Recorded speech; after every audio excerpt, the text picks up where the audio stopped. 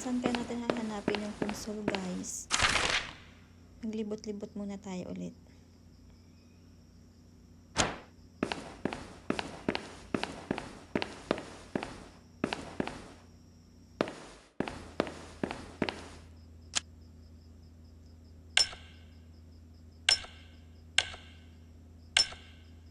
So, hindi pa siya pwedeng ilagay yung passcode habang wala pa natin na-turn on. Sige lang guys, libot-libot lang tayo. Makikita din natin yun. Baka meron lang talaga tayong nadaanan na o nalaktawan.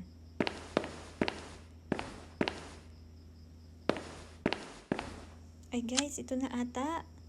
Ay, ito na nga. So, ilalagay natin dito yung console para mag-power on. So, let's go guys. Balikan natin doon yung passcode.